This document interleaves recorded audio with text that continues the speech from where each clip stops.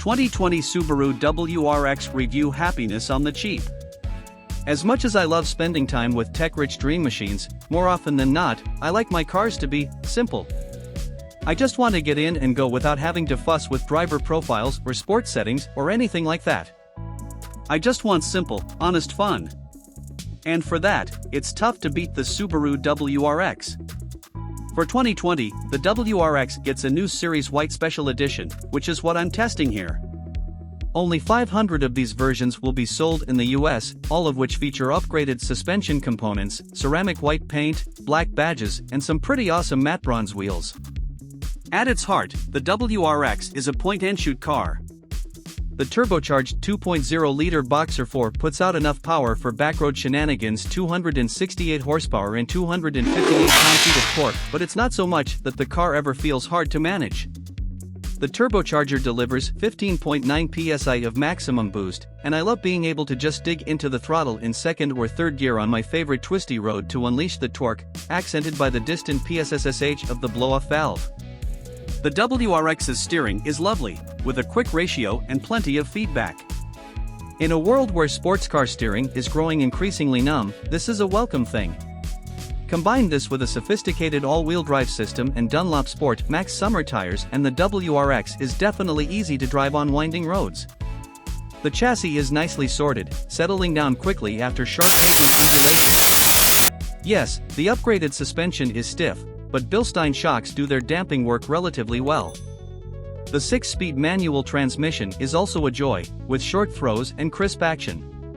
This is absolutely the way I would spec a WRX, especially considering the alternative is a continuously variable automatic. If you can't drive a stick, I get it, but if you can, or are willing to learn, get the manual. Trust me. You can opt for Brembo brakes, with larger 12.8-inch front discs with 4-piston calipers, and 12.4-inch rear discs with 2-piston calipers. They get the job done just fine, but the pedal feel isn't all that linear. The pedal stays near the top of its travel range, so if you put in too much force it can get pretty grabby. I just wish the pedal depressed at a rate equal to the pressure coming from my foot. The best thing about the WRX is the way it drives. The interior, meanwhile, is functional but disappointing. If there's one big reminder that this WRX originally launched in 2014, it's here. There's minimal storage for smaller items and the center console is positioned pretty far back between the front seats, making it awkward to open and close. The cabin is also really loud, and it's all wind and tire noise. The WRX sedan is fairly roomy, with 12 cubic feet of cargo space in the trunk and rear seats that fold down for more storage. Up front, the Series White standard Recaro seats are very comfortable and supportive. Even under the most aggressive cornering, my butt and shoulders stay where they belong. The lackluster interior extends to the onboard technology, too.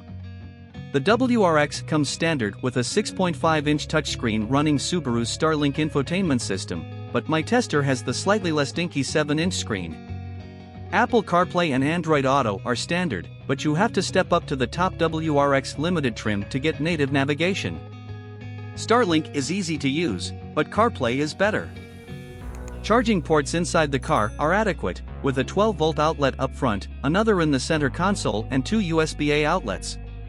Rear seat passengers, meanwhile, don't get anything. If you want driver assistance aids, only a few are available. Blind spot monitoring and rear cross-traffic alert are optional on the WRX's top trims, and if you want adaptive cruise control, you have to get a CVT-equipped car. The standard backup camera could use an upgrade, too. It's blurry and has a fisheye-like lens.